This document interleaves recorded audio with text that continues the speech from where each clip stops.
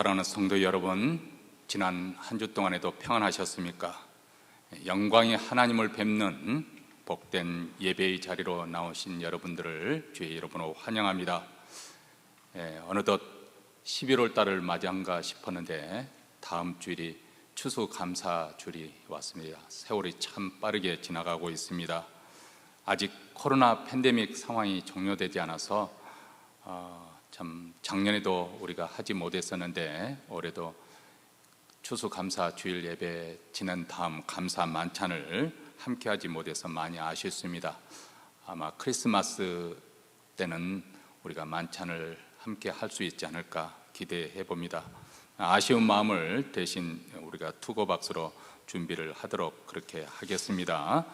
또 이 추수감사주일을 맞이해서 앞두고 우리가 정말 우리 입술의 고백으로 하나님께 지나온 우리의 삶, 특별히 코로나 팬데믹 속에서도 우리를 지켜주시고 보호해 주신 은혜 감사하는 찬송의 열매가 풍성하게 맺히는 시간이 되어지기를 바랍니다. 이제 사도신경으로 우리의 신앙을 고백함으로 주일 예배 하나님께 드립니다. 전능하사 천지를 만드신 하나님 아버지를 내가 믿사오며 그의 아들 우리 주 예수 그리스도를 믿사오니 이는 성령으로 잉태하사 동정녀 마리아에게 나시고 본디오 빌라도에게 고난을 받으사 십자가에 못 박혀 죽으시고 장사한 지 사흘 만에 죽은 자 가운데서 다시 살아나시며 하늘에 오르사 전능하신 하나님 우편에 앉아 계시다가 저리로서 산 자와 죽은 자를 심판하러 오시리라. 성령을 믿사오며 거룩한 공예와 성도가 서로 교통하는 것과 죄를 사하여 주시는 것과 몸이 다시 사는 것과 영원히 사는 것을 믿사옵나이다. 아멘. 찬송가 505장입니다. 내 모든 소원 기도의 제목.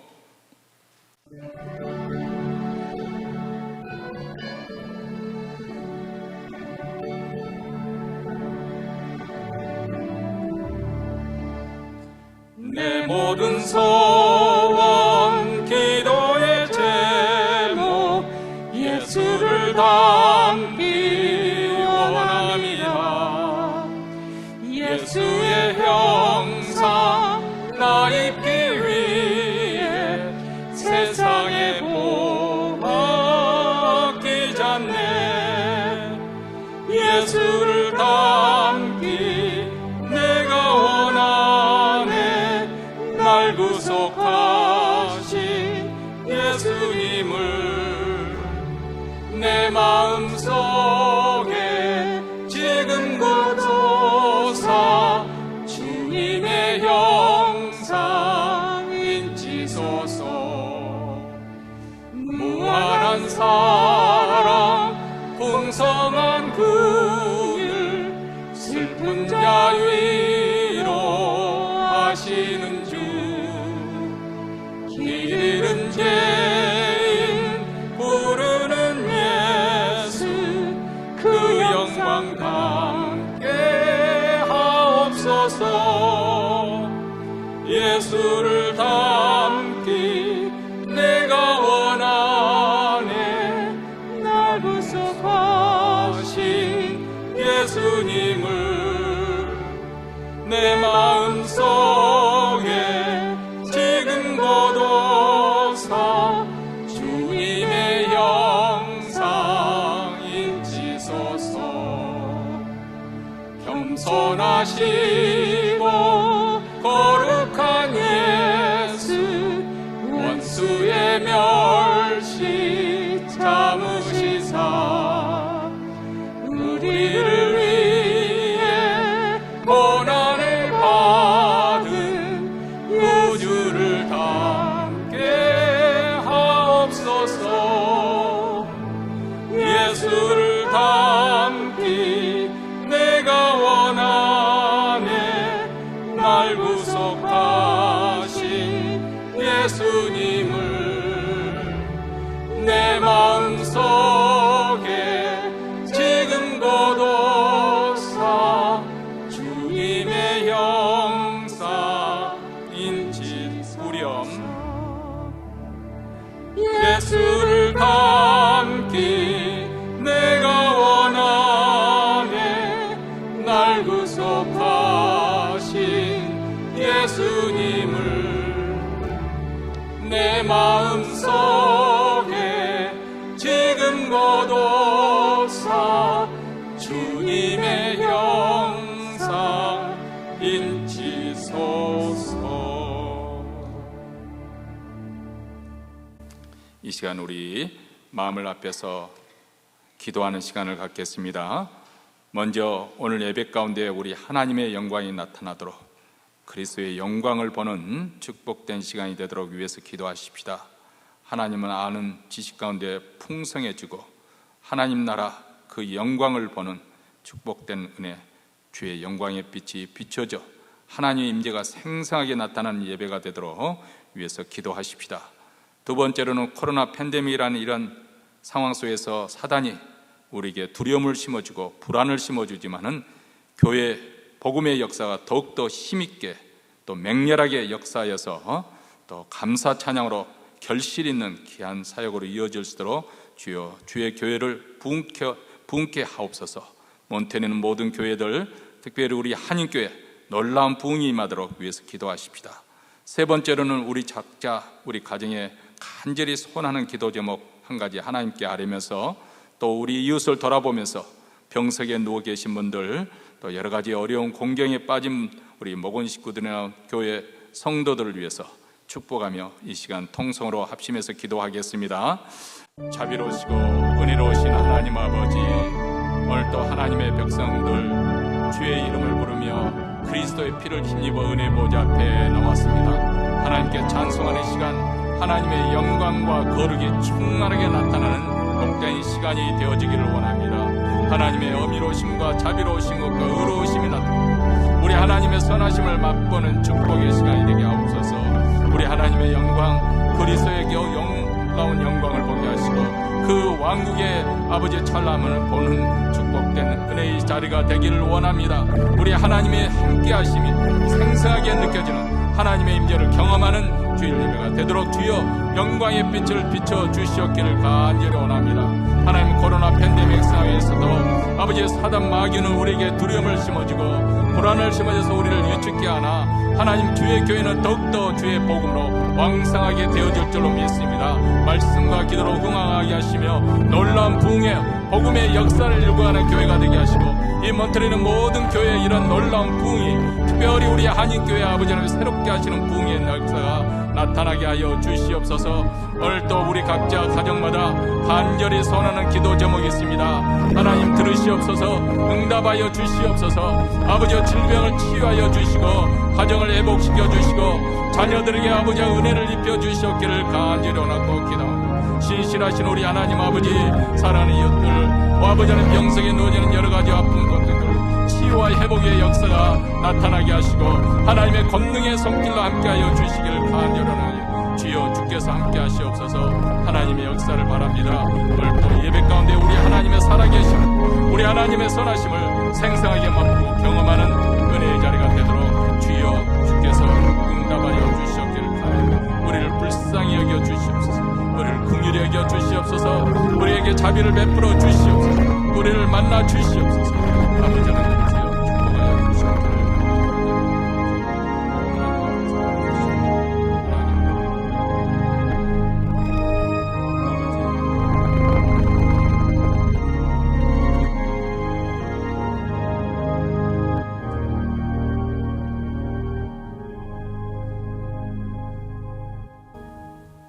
하늘에 계신 우리 아버지여, 이름이 거룩히 여김을 받으시오며 나라의 임하옵시며 뜻이 하늘에서 이룬 것 같이 땅에서도 이루어지이다. 오늘날 우리에게 일용할 양식을 주옵시고 우리가 우리에게 죄진 자를 사하여 준 것 같이 우리 죄를 사하여 주옵시고 우리를 시험에 들게 하지 마옵시고 다만 악에서 구하옵소서. 대개 나라와 권세와 영광이 아버지께 영원히 있사옵나이다. 아멘. 하나님 말씀은 학개 2장 10절로부터 19절 말씀입니다. 우리 다 같이 읽겠습니다. 다리오 왕 2년 9월 24일에 여호와의 말씀이 선지자 학개에게 임하니라. 가라사대 나 만군의 여호와가 말하노니 너는 제사장에게 율법에 대하여 물어 이르기를 사람이 옷자락에 거룩한 고기를 쌌는데 그 옷자락이 만일 떡에나 국에나 포도주에나 기름에나 다른 식물에 닿았으면 그것이 성물이 되겠느냐 하라. 학개가 물음에 제사장들이 대답하여 가로되 아니니라. 학개가 가로되 시체를 만져서 부정하여진 자가 만일 그것들 중에 하나를 만지면 그것이 부정하겠느냐. 제사장들이 대답하여 가로되 부정하겠느니라. 이에 학개가 대답하여 가로되 만군의 여호와의 말씀에 내 앞에서 이 백성이 그러하고 이 나라가 그러하고 그 손의 모든 일도 그러하고 그들이 거기서 드리는 것도 부정하니라. 이제 청컨대 너희는 오늘부터 이전 곧 여호와의 전에 전 돌 위에 참 놓이지 않았던 때를 추억하라. 그때는 20석 곡석더미에 이른즉 10석뿐이었고 포도즙 틀에 50그릇을 기르려 이른즉 20그릇뿐이었느니라. 나 만군의 여호와가 말하노라. 내가 너희 손으로 지은 모든 일에 폭풍과 곰팡과 우박으로 쳤으나 너희가 내게로 돌이키지 아니하였느니라. 너희는 오늘부터 이전을 추억하여 보라. 9월 24일 곧 여호와의 전 지대를 쌓던 날부터 추억하여 보라. 곡식종자가 오히려 창고가 있느냐? 포도나무, 무화과나무, 석류나무, 감람나무에 열매가 맺지 못하였었느니라. 그러나 오늘부터는 내가 너희에게 복을 주리라. 아멘. 세상에서 가장 큰 축복이 무엇일까요? 물론 세상 사람들은 이 질문에 퍼뜩 떠오르는 것들이 있을 것입니다. 가령 재물이라든지 자식이 잘 되는 것이라든지 건강한다든지 장수하고 또 자기 명대로 오랫동안 오래 수를 누리고 사는 것, 또 사람들에게 존경을 받고 그렇게 덕을 쌓는 것. 아마 이게 유교에서 말하는 오복이라고 하지요. 유교에서 말하는 그런 복의 내용들을 떠올릴 것입니다.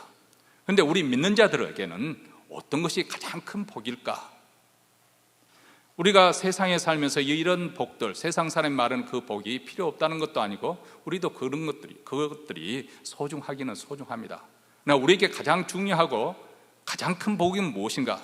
그것은 바로 하나님이 가까이 오사 하나님의 은총, 하나님의 은택, 은혜를 입혀주시는 것. 이것이 가장 큰 복이죠. 다시 말하면 하나님께서 우리와 함께 하시는 것.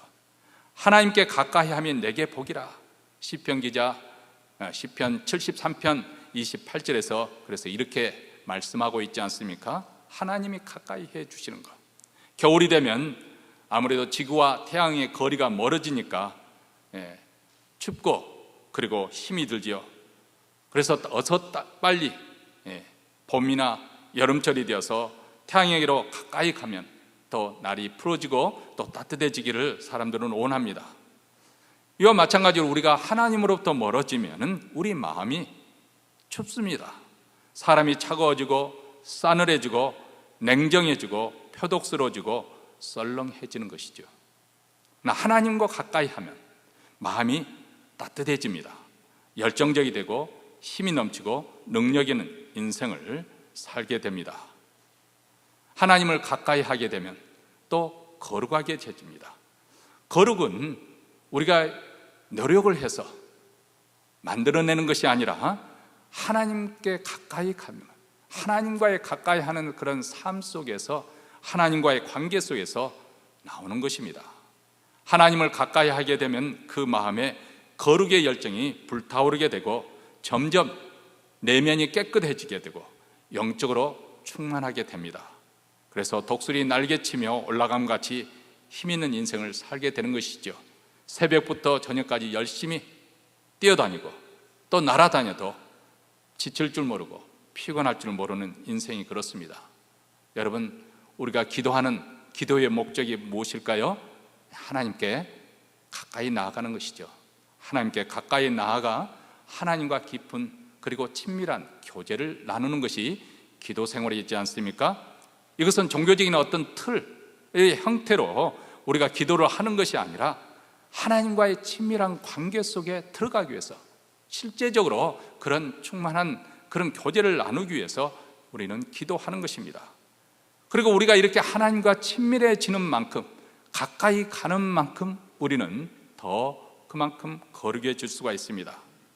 다시 말하면 거룩이라고 하는 것은 어떤 윤리적으로 도덕적으로 하자가 없다는 것보다도 더 영적인 의미, 그런 특성이 들어 있습니다. 그것은 모세의 경우를 들으면 우리가 무엇이라고 딱 꼬집어서 말할 수는 없지만은 거룩이 무엇인가 하는 것을 어렴풋이 걸어낼 수 있을 것 같습니다. 모세가 시내산에서 40일 동안 아무것도 먹지 않고 마시지 않고 하나님과 친밀한 교제를 나누지 않습니까? 그리고 하나님과 친밀한 교제를 나누고 난 다음 하산하였을 때 그의 얼굴 꺼풀에서 광채가 나왔다고 출애굽기에서 말씀하고 있습니다. 그래서 아론과 온 이스라엘 자손들이 모세를 볼 때 그 얼굴 꺼풀에서 광채가 나니까 가까이 하기를 두려워했다. 그래서 모세는 얼굴의 수건을 이렇게 가리우었다. 이것이 거룩의 특성입니다. 경건의 능력이 나타나고 거기에 권위와 권세가 있어서 누구나 함부로 범접하지 못하는, 이것이 하나님과의 친밀한 관계에서 주어지는 거룩의 내용이죠. 이 거룩의 반대는 죄입니다. 죄는 하나님으로부터 멀어지게 만드는 것입니다. 하나님과 분리시키는 것이 죄입니다. 그래서 죄는 우리로 하여금 하나님과 가까이 하면서는 그런 은택, 은혜, 복을 누리지 못하게 하는 것입니다. 둘째 탕자비에서 이 죄와 거룩의 그것이 얼마나 차이가 나는 것인가 대조적으로 보여주지 않습니까? 둘째 아들이 아버지에게 유산을 요구해서 그것으로 돈으로 챙겨서 먼 타국으로 아예 아버지의 더 이상 간섭을 받지 않고 자기가 원한 대로 살겠다 해서 먼 타국으로 갔습니다. 어느 도시에 가서 허랑방탕하게 살다가 그만 돈이 다 떨어지고 그리고 흉년이 되어서 먹을 것이 없어서 돼지치기가 되었습니다.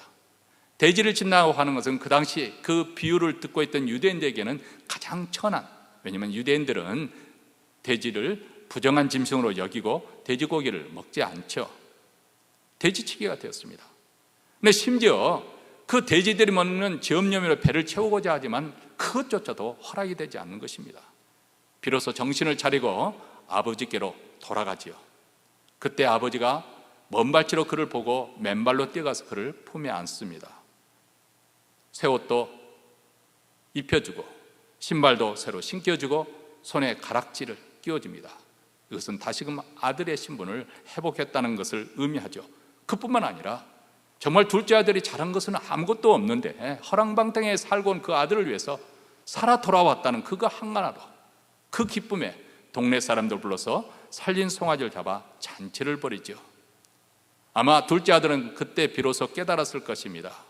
아버지를 가까이 하는 것이 이렇게 좋은 것인데, 이것이 내게 복인데, 그때는 내가 자유분방하게 내 멋대로 사는 것이 내게 복인 줄 알았었는데, 이렇게 아버지와 함께 가까이 사는 것이 내게 큰 축복이구나 아마 깨닫게 되었을 것입니다. 여러분, 오늘 이 시대에 사는 우리 모두에게도 이것은 의미심장한 것이죠. 우리 인간은 구속받기를 싫어합니다. 그리고 자기가 원하는 대로 살고 싶어하는 그런 욕망이 누구에게나 있습니다. 하나님 말씀에 순종하고 또 하나님의 말씀에 따라서 하나님을 섬기고 산다는 그것을 대단히 구속받는 것으로 생각하기 때문에 답답하게 여기는 것이죠. 그런데 여러분, 세상 사람들이 볼 때는 그것이 우리에게 멍해요 굴레가 되려는지 모르지만은 그것이 우리에게 행복을 지켜주는 것이고 그것이 우리에게 복을 불러오는 것이고 그것이 우리에게 기쁨과 평강을 주는 줄 믿습니다. 죄는 이 모든 것을 다 흩어지게 만드는 거예요. 그러므로 죄가 있는 곳에는 결코 형통함이 없습니다. 그래서 우리는 그것을 믿음의 눈으로 세상을 바라봐야 되는데 간혹 그것을 그렇게 보지 못하고 그만 겉모습에 우리가 현혹이 되어서 세상에서 잘 나가는 사람들을 보면 우리 마음에 부러운 마음이 드는 것이죠. 나도 저렇게 살고 싶고 그렇게 살지 못하는 내가 참 답답해 보이고 더군다나 이 예수 믿는다는 것이 얼마나 내게 굴레가 되는지 그렇게 느끼는 것입니다. 여러분, 이미 제가 몇 차례 예화를 들었습니다마는 물고기는 물속에 있을 때 자유한 것이지 나는 더 넓은 세상에 살고 싶다. 물고기가 무트로 육지로 뛰어나왔다고 생각을 해보십시오. 여러분의 침대에 그것이 튀어나왔다고 생각해 보십시오. 어떤 현상이 벌어지겠습니까? 기차가 철로 위를 달 때 정말 자기의 자유를 만끽하고 달리는 것이지, 나는 저 넓은 들판에 내 자유껏 달리고 싶다, 철로를 벗어도 하면 탈선하는 것이고, 그 기차는 얼마 가지 못하고 주저앉게 됩니다. 여러분, 하나님께서 우리에게 말씀을 주고 율법을 주는 것은 우리의 자유, 우리의 행복을 보호하시기 위해서 울타리를 쳐주는 것이지, 우리로 하여금 불행하게 재미없는 인생, 보잘것없는 인생을 살려고 하나님께서 우리에게 그렇게 말씀을 주시거나 하나님께서 우리로 하여금 은혜를 입혀주시는 것은 아니라는 사실입니다. 근데 이스라엘 백성들은 그 역사를 통해서 그것을 보여주고 있지 않습니까? 자, 오늘 말씀은 성전을 재건하던 유다 백성의 복을 약속하는 대목입니다. 원래 계획은 한 번 더 할 계획이지만 다음 주일이 우리가 추수감사 주일이기 때문에 오늘 올려서 학교에서 4차례 걸쳐서 학교에서 오늘 강의를 마치도록 하겠습니다. 자, 그들이 이제 하나님의 말씀에 순종해서 성전 공사를 그들의 삶의 우선순위로 다시 세우고 공사를 시작했습니다. 물론 어려운 난관이 있었고 포기하지 않고 또 중단에 할 수밖에 없는 그런 위기도 있었습니다. 여러 가지 악조건이 있었지만은, 그러나 그때마다 하나님께서 용기를 불어넣어 주시고 위로를 주시고 소망을 주시니까 계속 일을 했죠. 그리고 나면 하나님께서 그들에게 약속을 하십니다. 이전과 이후로의 확실한 차별을 두도록, 차별을 주고 복을 주시기로 그렇게 약속하십니다. 지난주에 우리는 성경 공사를 시작해서 한 달쯤 지난 후에 주어졌던 말씀을 본문으로 다뤘습니다. 첫 번째 포로 귀환으로서 고국으로 돌아온 지 16년이 되었는데, 그 성전이 한번 성전 건축이 중단된 후에 다시 재개되지 못했습니다. 그런데 이제 다시 한번 학계의 선지자들을 비롯해서 여러 선지자들의 도전에 의해서 다시 우리 성전을 지읍시다 해서 공사를 시작한 지 한 달이 지났는데, 그 한 달이 지나고 난 다음에 그들은 다시 낙심하고 의기소침해 있었습니다. 막상 성전 제거를 시작하자 보니까 그들이 가진 물자가 너무 부족했습니다. 그래서 솔로몬 성전을 하고 비교해 보니까 너무 초라한 거예요. 그래서 그것을 기억하고 있던 노인들이 탄식을 하지 않습니까? 이렇게 낙심하고 있을 때 하나님께서 저들에게 말씀을 주시죠. 스스로 굳세게 하라, 내가 함께 하겠다, 두려워하지 말지다, 이렇게 위로하시고 그들에게 용기를 북돋아 주십니다. 그리고 은도 내 것이요 금도 내 것이다, 이전 영광보다도 이후의 영광이 더 클 것이다, 이렇게 그들에게 소망을 불어넣어 주십니다. 그 뒤로 이제 다시 공사가 시작되어서 한 뒤 2달이 지난 있죠. 어떻게 보면 성전 그 기초 공사가 다 끝난 그 3개월이 되었을 때 오늘 말씀, 이 본문에 나오는 오늘 하나님께서 말씀을 학계 선지자에게 주어집니다. 그런데 오늘 이 학계 선지자에게 주어진 말씀이 이전과 다른 형태로 주어졌죠. 그것은 질문을 던지고 있습니다. 2가지 질문인데 이 질문을 제사장들에게 물으라고 말씀합니다. 첫 번째 질문이 12절에 나와 있습니다. 사람이 옷자락에 거룩한 고기를 쌌는데 그 옷자락이 만일 떡에나 국에나 포도주에나 기름에나 다른 식물에 닿았으면 그것이 성물이 되겠느냐 하라. 학계가 물음에 제사장들이 대답하여 가로되 아니니라. 여기서 말하는 거룩한 고기라고 하는 것은 하나님께 희생 제물로 바쳐진 고기, 이것은 일정 부분은 제사장과 그 가족이 먹도록 그렇게 할당된 부분입니다. 이 거룩한 고기를 이동하기 위해서 옷자락으로 감쌌는데 그 옷자락을 다른 식품에 접촉이 되었다고 한다면 그 식품도 거룩하게 구별되겠느냐 하는 것이 질문입니다. 그것 또한 자동적으로 거룩이 하게 되어졌느냐, 이에 대해서 제사장들이 아니라고 말합니다. 자동적으로 그 거룩은 전이 되는 것이 아니라는 것이겠죠. 2번째 질문이 13절에 나옵니다. 학계가 가로되 시체를 만져서 부정하여진 자가 만일 그것들 중에 하나를 만지면 그것이 부정하겠느냐. 제사장들이 대답하여 가로되 부정하겠느니라 이렇게 말합니다. 자, 시체를 만지면 그때 정결법에 의해서 그 사람은 디파이, 더럽혀진 거예요. 정결해요. 그래서 스스로 자기 자신을 일정 기간 동안 정결해질 때까지 의식을 거쳐야만이 다시 하나님 성소에 출입할 수가 있습니다. 왜냐하면 시체를 만져서 이게 부정해진 자가 만약에 기름이나 다른 식물을 이렇게 접촉하게 되고 닳게 된다면 그 기름이나 식물들 또한 부정하게 되겠느냐 이렇게 묻습니다.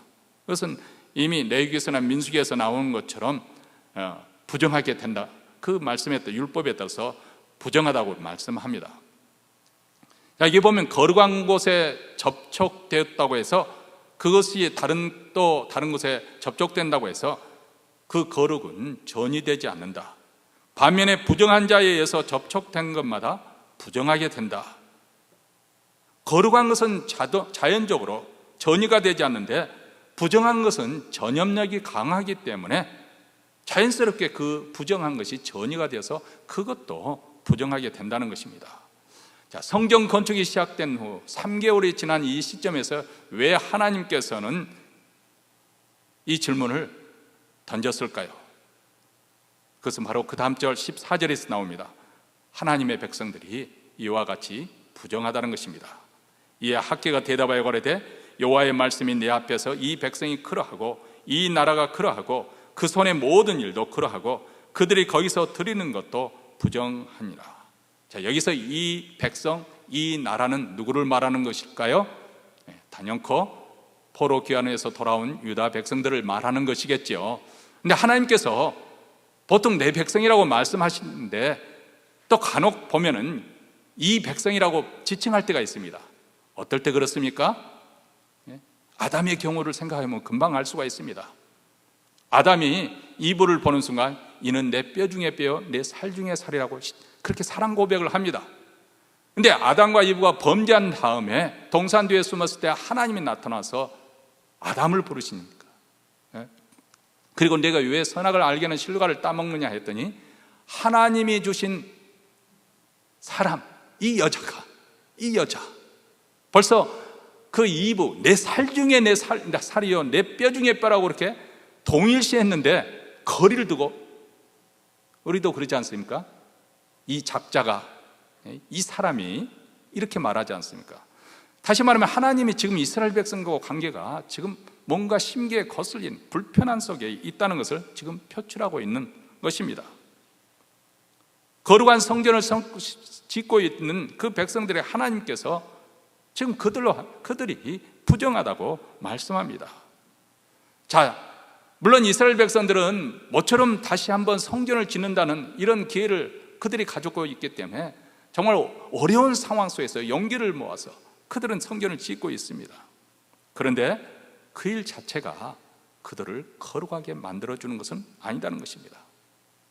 성전이 아직 완성되지 않았지만 여전히 그들은 하나님께 정결한 제물을 바치면서 제사를 지냈을 것입니다. 그런데 자연적으로 그들이 제사를 지낸다고 해서 그것이 거룩하게 되는 것은 아니다. 오히려 부정한 그들이 만지는 것마다 그것이 하나님에 관한 일이든 무엇이든지 부정하게 된다고 그렇게 말씀을 하고 있습니다. 이 부정함이라고 하는 것은 마치 코로나 바이러스와 같이 강한 전염성을 가지고 있습니다. 비록 약속의 땅 고국에 돌아와서 하나님의 성전을 다시 짓는다 해도 하나님이 이 일에 종사한다고 하더라도 죄의 가공할 만한 전염성은 전혀 감소되지 않습니다. 이스라엘 백성들이 왜 포로로 끌려갔습니까? 결국은 하나님께서 경고하신 그 범죄에 빠졌기 때문에, 하나님으로부터 멀어지고 떠났기 때문에 그런 것이죠. 이 부정하게 된다, 이것은 아주 포괄적입니다. 이 백성, 이 나라, 그리고 그들이 하는 모든 일, 심지어는 하나님께 드리는 그 제물, 애물마저도 더럽혀지게 된다. 자, 이 말씀은 로마서 14장에 나오는 말씀을 우리를 상기시켜주고 있습니다. 믿음으로조차 하지 아니하는 것은 모든 것이 죄니라, 이렇게 말씀을 하지 않습니까? 하나님을 정말 진심으로 믿는 참된 믿음을 가지 아니하고 행하는 그 모든 일, 그것이 설령 종교적인 형식을 갖추었다 하더라도 그가 하는 모든 것은 부정하다, 그렇게 말합니다. 그리고 그 부정함은 전염성이 강하기 때문에 다른 사람에게까지 영향을 미치게 되는 것이죠. 우리가 학개서 1장에서 이미 이스라엘 백성들의 모습을 통해서 보았습니다. 고국에서 돌아왔을 때 그들은 성전 재건한다는 그 마음이 얼마나 한껏 불어올랐는지 모릅니다. 열심도 열정도 있었습니다. 그런데 이제 점점 시간이 흐름에 따라 그 열정과 열심이 식어버리고 말았습니다. 물론 나름대로 핑계거리는 있었습니다. 사마리아 사람들이 저렇게 방해하니 죽기 살기로 하는 우리들을 어떻게 하겠는가? 더군다나 왕이 칙령을 내려서 하지 말라고 하니까 우리는 멈출 수밖에 없다, 그렇게 말을 합니다. 그런데 진짜 문제는 어디에 있었다고 했습니까? 그들 마음 내면 속에 희생하고 싶지 않고 헌신하고 싶지 않은 그런 이기심이 그들에게 이미 도사리고 있었다는 것이죠. 그래서 성경 공사는 곧 중단되고, 그리고 그 대신에 지난 16년 동안 공사는 전혀 진전되지 않은 채 오히려 성전의 기초를 놓은 그것은 황폐화되고 그들은 자기 집 짓는 데 분주하고 바빴다고 말하고 있습니다. 일단 자기 생업, 자기 일, 자기 집을 짓기 시작하다 보니까 자꾸 욕심이 나는 거죠. 다른 사람들보다 더 크게, 더 좋게 짓고 싶었겠죠. 아예 집을 지은 김에 이번 기회를 타서 가구도 싹 바꿔버리고 냉장고도 새로 들고, 아니 김치 냉장고도 들으면 좋겠고, 그리고 소파도 아주 가죽으로 된 좋은 것 갖다 놓으면 얼마나 좋겠어요. 자, 이렇게 한번 세상에서 치장을 하다 보니까 그 사람의 욕심이라는 것은 끝이 없지 않습니까? 결국 성전을 짓고자 사용하자고 했던 그 열정, 에너지, 심지어는 재물까지도 거기에 다 소비하고 말았습니다. 자, 이것이 그들의 마음 중심에 하나님에 대한 그들의 마음의 위치가 어떠한 것인지, 아니 다시 말하면 벌써 삶의 우선순위가 바뀌어져 버린 것을 보여주고 있는 것입니다. 이처럼 거룩이라는 것은 전이 되기가 어렵지만은 한번 무너져서 부정하게 되어지면 부정이라고 하는 쉽게 자기 자신뿐만 아니라 다른 사람에게까지 쉽게 영향을 미치는 것이죠.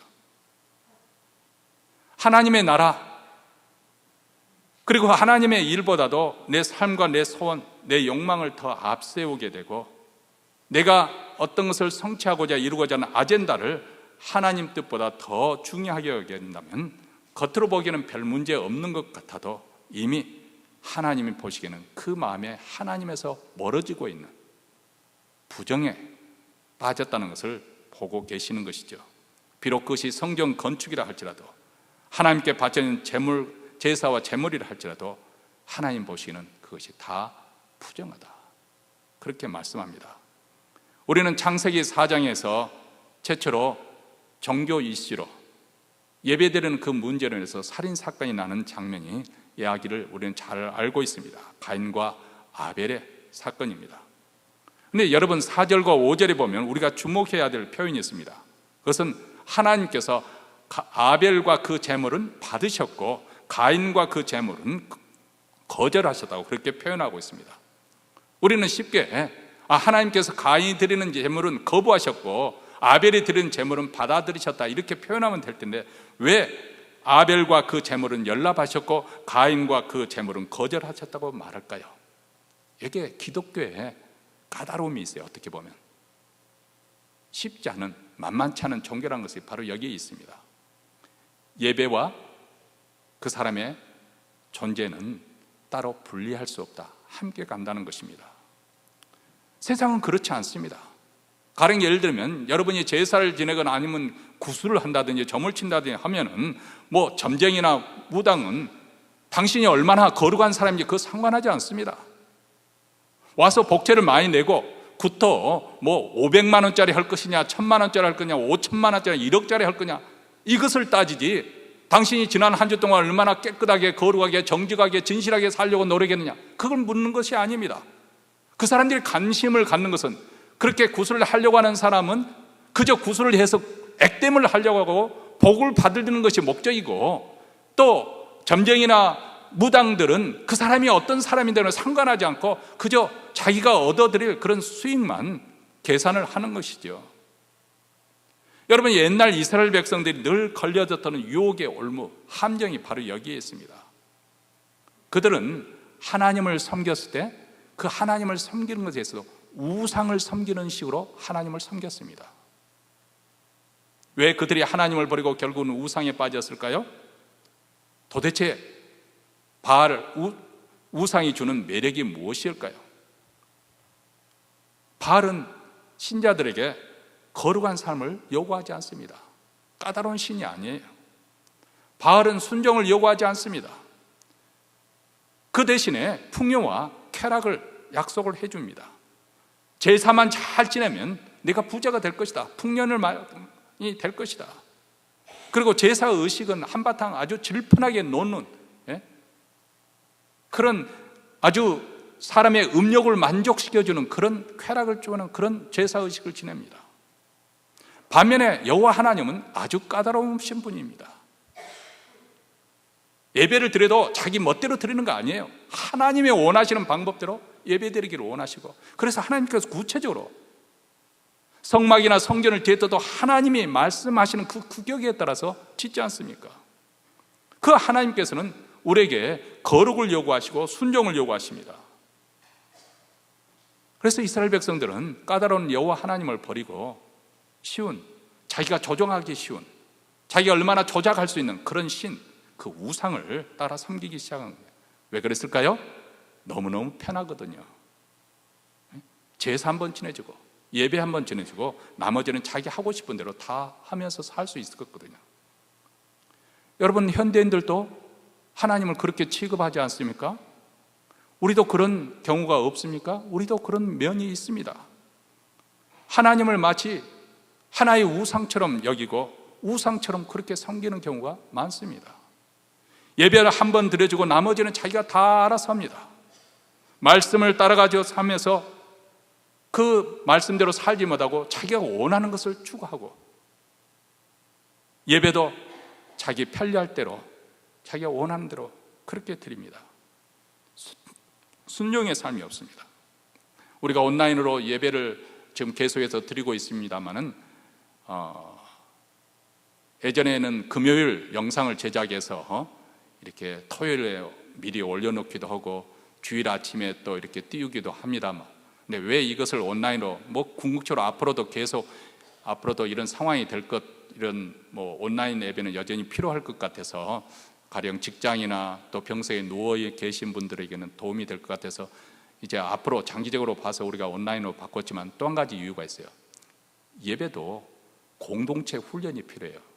자기가 하고 싶은 거 다 하고 난 다음에 쪼가리 시간에 영상 보면서 부엌에 왔다 갔다 하면서 커피 마시가면서 목사 설교 듣고 난 다음에 예배 드렸다? 완전히 자기 편의에 따라서 드리는 예배, 그것은 부정한 거예요.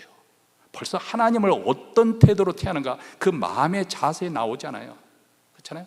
그러니까 우리가 온라인으로 아침 8시, 10시에 이렇게 온라인으로 생중계를 하는 것은 뭐냐면, 비록 교회는 못 나오지만은 우리 공동체, 하나님 백성이라는 이런 한 몸이 되었다, 그리스도의 한 몸이 되는 공동체 의식을 가지고 한 하나님을 섬기고, 그리고 그 하나님이 원하는 약속된 그 시간에 함께 통참한다는 그런 의미가 담겨져 있는 것이죠.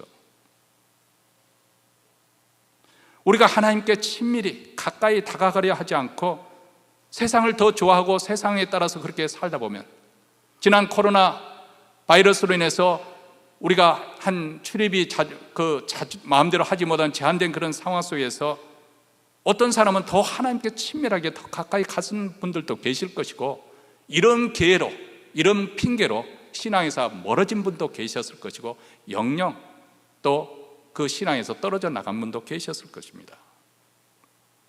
이런 분들도 외형적으로 얼마든지 종교적인 모습, 의식은 갖출 수가 있습니다. 예배를 드릴 수 있습니다. 근데 여러분 기억해야 됩니다. 가인이 제사를 지냈습니다. 예배를 드렸어요. 근데 예배를 통해서 하나님을 만남을 통해서 변화가 일어나야 되는데 그는 끝까지 변화되지 않았습니다. 이 점에 대해서 우리는 주의를 기울여야 됩니다. 예배를 드릴수록 저의 마음은 오히려 더 굳어지고 강팍해졌다는 사실입니다. 악독해졌습니다. 그래서 하나님의 경고에도 불구하고 그런 사람들이 없는 들판, 아무도 보지 않는다고 생각해서 동생 아벨을 쳐 죽였습니다. 종교는 얼마든지 우리를 겉으로 경건한 신앙인처럼 그렇게 만들어 줄 수는 있습니다. 그러나 종교는 사람 속까지 변화시키지 못합니다.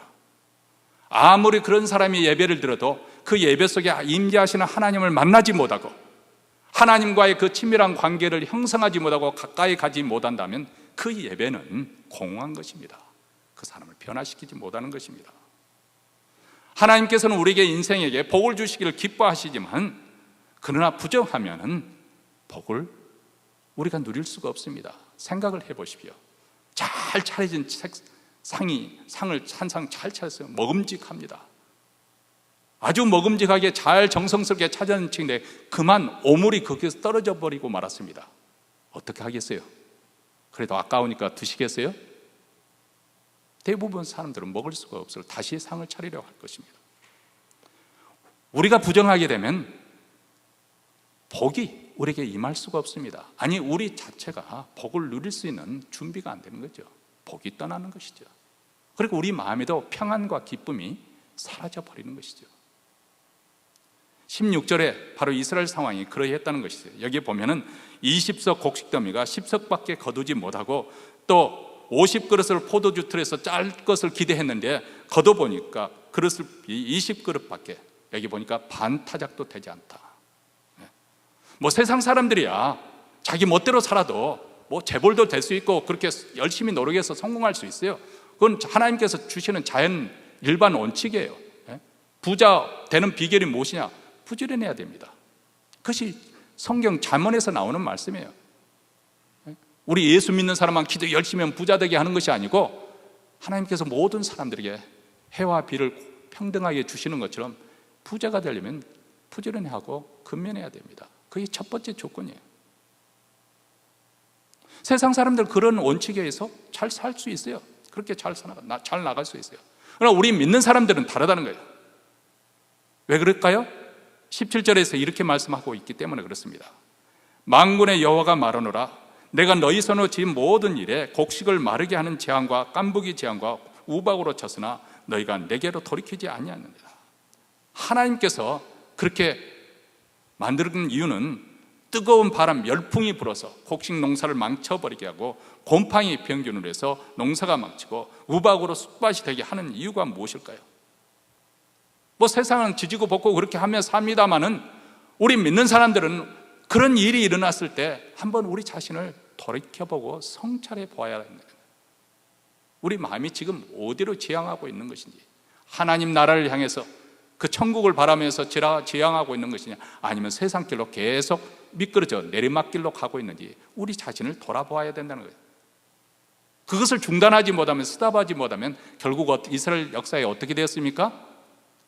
하나님의 백성들이었지만 결국 바벨론 포로로 그들이 끝나고 말았지 않습니까?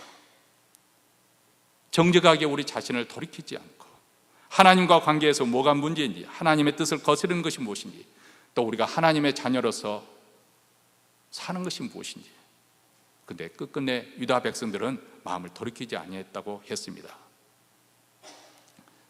성전 건축하는 것도 매우 중요하지만은 지금 하나님께서는 우리 자신의 삶을 한번 돌아보라.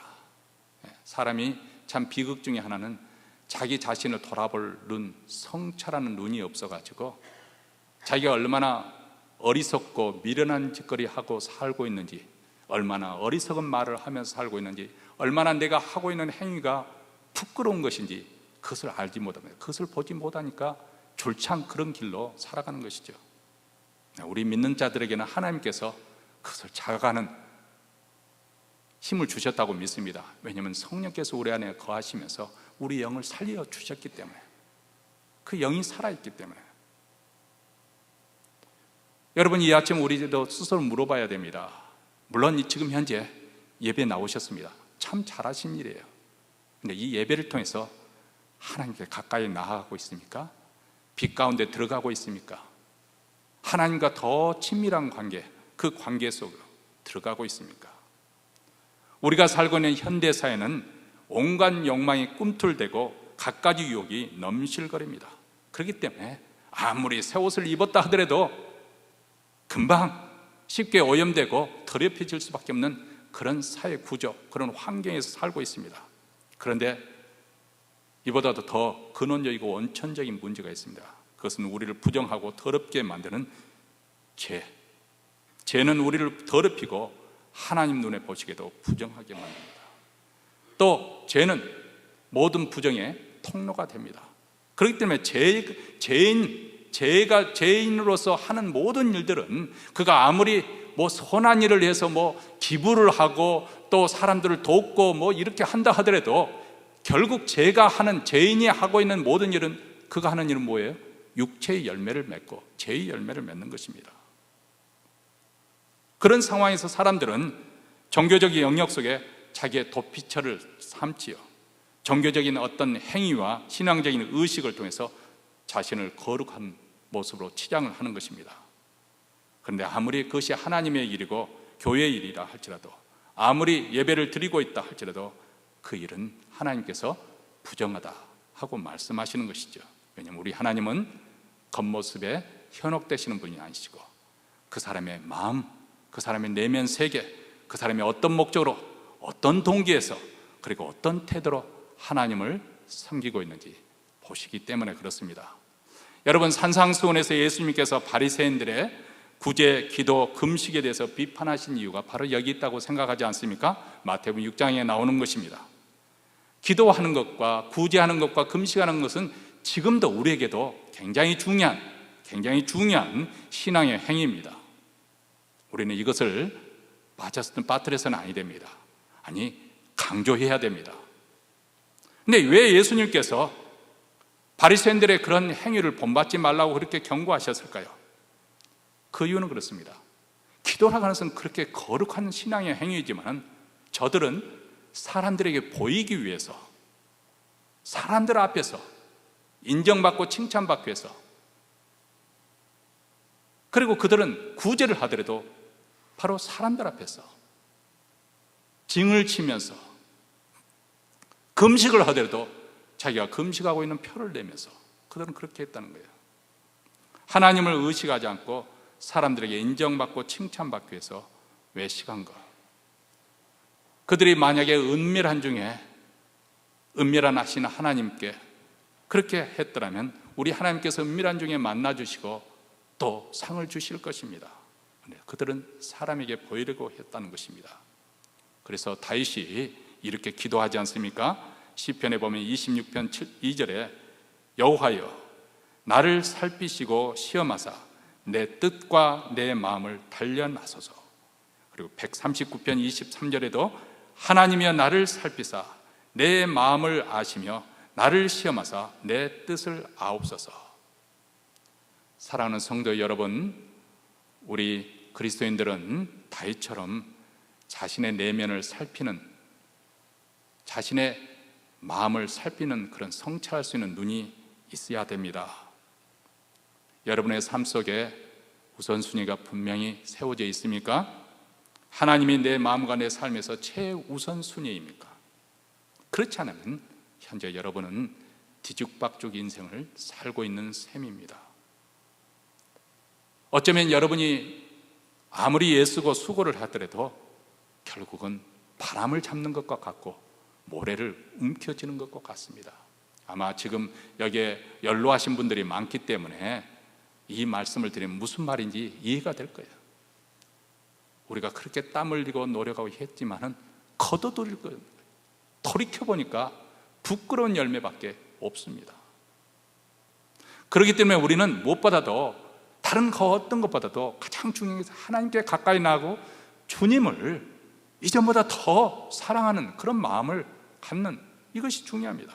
하나님을 신뢰하고 그 말씀에 순종하고 어떤 환경에서도 하나님의 편에 서고 하나님의 뜻을 선택해서 거룩을 지키고 산다면 이런 분은 이미 복을 받은 사람들이에요. 복 속에 이미 들어온 사람입니다. 왜요? 하나님이 가까이 하시기 때문에, 하나님이 함께 하시기 때문에 그렇습니다. 바로 이런 인생이 저와 여러분이 되시기를 바랍니다. 그래서 이것을 분명히 하기 위해서 하나님께서 2장 18절에 이렇게 말씀합니다. 너희는 오늘부터 이전을 추억하여 보라. 9월 24일 곧 하나님의 전치대를 쌓던 날부터 추억하여 보라. 자, 성경 기초공사를 마치는 오늘 이 날을 기억했다가 이날 이전과 이후에 하나님께서 어떻게 차별되게 너희에게 복을 주는지 한번 살펴보라고 이렇게 말씀을 합니다. 19절에 곡식 종자가 오히려 창고에 있느냐? 포도나무, 무화과나무, 석류나무, 감람나무에 열매가 맺지 못하였느니라. 그러나 오늘부터는 내가 너희에게 복을 주리라. 복을 주리라. 비록 이스라엘 백성들이 하나님의 계명을 떠나고 하나님을 버림으로써 포로로 끌려갔지만은 이제 하나님께서 다시 복을 주시겠다.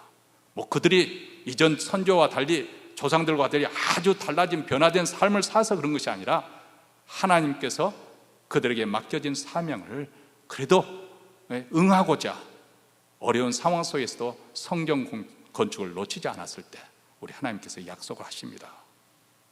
이것은 내가 세상에서 힘을 들여서 노력해서 얻어질 수 있는 그런 복이 아니라 하나님이 작정하시고 내려주시는 복입니다. 값없이 주시는 은혜지요. 그리고 거룩이 이 복을 누리게 하는 것입니다. 자, 우리 그리스도인들은 예수님의 피로 단 한 번에 영원히 구속함, 대속을 받았습니다. 죄를 속해 주셨습니다. 하나님과 화목하게 되었고, 그리고 다시금 거룩이 회복되었고, 더 이상 우리 그리스도인은 그리스도 안에서 정죄함이 없습니다. 어떤 일이 있어도 다시는 정죄받지 않습니다. 심판에 이르지 않습니다. 그러나 우리가 실전적으로 우리가 살고 있는 현실, 우리가 영원히 단번에 우리 죄가 처리되었지만 매일 우리가 살고 있는 이 세상은 죄에 철저히 오염된 세상입니다. 아니, 이 세상 사회 구조 자체가 죄를 짓지 않으면 살기가 어려울 정도로, 어떻게 보면 가장에서 피어나면 숨을 쉬는 것 자체가 죄로 오염될 수밖에 없는 그런 세상. 더군다나 우리 안에는 아직도 옛 성품이 남아있기 때문에 우리는 거룩을 지키는 것보다는 오염되기가 쉬운 그런 상황입니다. 예수를 믿은 후에도 내 의지와는 상관없이 때로는 나의 연약한 의지 때문에 우리는 더러움, 부정하게 되는 것이죠. 그렇기 때문에 우리는 매일 그리스도의 십자가 앞으로 나아가지 않을 수가 없습니다. 예수의 피가 우리를 정결케 하기 때문에, 물론 단 한 번 우리가 예수를 믿을 때 예수의 피가 우리 죄를 다 써 있어요. 구원받을 때만 예수의 피가 필요합니다. 구원받을 때만 필요한 것이 아니라 오늘 하루 사는 실존적인 내 죄를 지을 수밖에 없고, 어떻게 보면 오염될 수밖에 없는 내 존재가 매일 살기 때문에 오늘 또 우리는 건짐을 받아야 되고 깨끗함을 받아야 되고 정결함을 받아야 되는데, 누가 나를 어떻게 깨끗하게 해주시겠어요? 예수의 피 외에는 다른 어떤 것도 없습니다. 우리는 부정하게 될 수밖에 없는 연약한 자들이고, 또 우리 자신 스스로 정결하게 할 수 있는 능력이 없기 때문에 그렇습니다. 그렇지만 오늘 또 십자가의 보혈이 나를 깨끗하게 한다, 이것을 믿음으로 고백하고 선포하십시오. 또 죄를 지었을 때는 다시금 하나님께 나가 정직히 자복하십시다. 요한일서 1장 8절과 9절에서 이렇게 말씀합니다. 만일 우리가 죄 없다 하면 바리새인들처럼 나는 죄가 없는 것처럼 거룩하고 예수님 앞에 나왔는데, 그것은 스스로 속이고 또 진리가 우리 속에 있지 아니할 것이다. 그러나 우리가 우리 죄를 자백하면 우리가 죄인입니다. 여전히 하나님의 도움이, 은혜가 필요합니다. 그러면 하나님께서 미쁘시고 의로우신 우리 하나님께서 우리 죄를 사하시며 모든 불의에서 우리를 깨끗게 하실 것입니다. 이렇게 십자가 보혈의 능력을 믿고 오늘도 우리가 경건의 훈련을 받는 것입니다. 말씀과 기도에서 후퇴하지 않고, 무슨 일이 있든지 우리는 하나님 편에 서기로 다짐하고 또 하나님의 뜻을 즐거이 행하는, 이렇게 자기 자신을 쳐서 복종시키고 자기를 부정하고 자기 십자가를 지는 것입니다. 그리고 우리 주님처럼 희생과 그리고 헌신의 자리에 서는 것입니다. 바로 이런 사람은 이미 그리스도 안에서 하나님의 복을 누리고 있는 사람이에요. 복된 사람들입니다. 복된 인생입니다. 세상에서 돈을 많이 벌어서 호화롭게 살고 또 아주 자기 인생 즐길 만큼 다 즐겨서 그런 사람이 복되는 것이 아니라, 그리스도 안에 있는 사람, 경건을 지키면서 좀 가난하게 살더라도 힘들더라도 병중에 있다 하더라도 절대로 하나님을 포기하지 않고 하나님께 자기 인생을 의탁하며 사는 사람, 이 사람은 이미 복을 누리고 있는 사람이요, 우리 하나님께서 이런 사람에게 복을 주실 것이고 그 인생길도 평탄하게 하고 형통하게 하실 것입니다. 원수라도 화목하게 화해하게 만들어 주실 것입니다. 선한 영향력을 발휘하게 될 것이고 그리스도의 이름을 높이고 증거하게 될 것입니다. 이런 복된 인생이 우리 모두 것이 되시기를 주의 이름으로 축원합니다. 기도하겠습니다.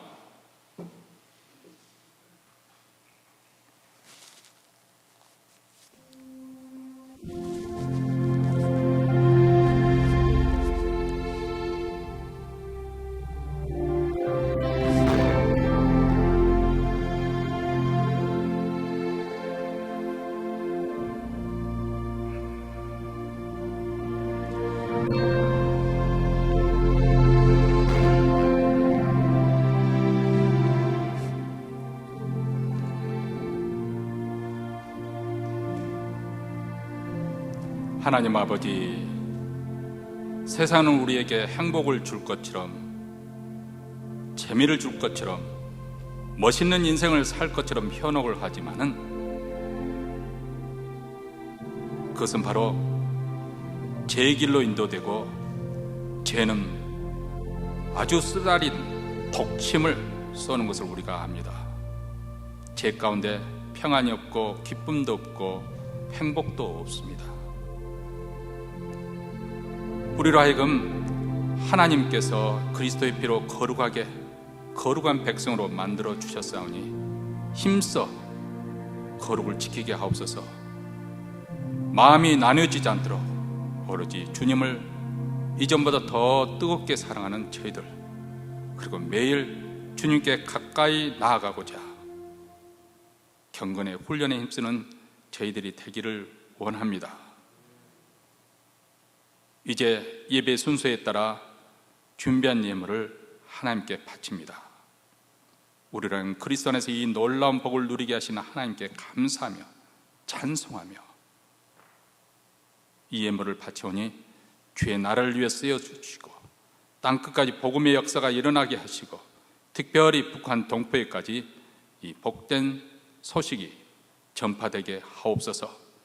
주의 교회를 더욱더 흥왕하게 하시사 말씀의 역사가 일어나게 하시고 기도의 능력이 나타나게 하여 주셔서 사명을 잘 감당하게 하시고 또 오늘 또 예배에 나와 하나님께 마음을 드리고 물질을 드리는 사랑하는 성도들 심령에 천국의 기쁨 주시고 평강으로 지켜주시고 그 가정에 화평을 다하시며 자녀들이 이 땅에 그리스도 안에서 번성하는 귀한 복을 더하여 주시옵소서. 이제는 우리 구주 예수 그리스도의 은혜와 하나님 아버지의 무한하신 사랑과 성령의 교통하심이 하나님 편에 서고자 다짐하고 무엇보다도 거룩의 자리를 지키고자 힘쓰며 주님을 이전보다 더 뜨겁게 사랑하고 결단하며 나가는 사랑하는 주의 백성들, 그 가정과 기업과 교회 위에 영원토록 함께 있을지어다. 아멘.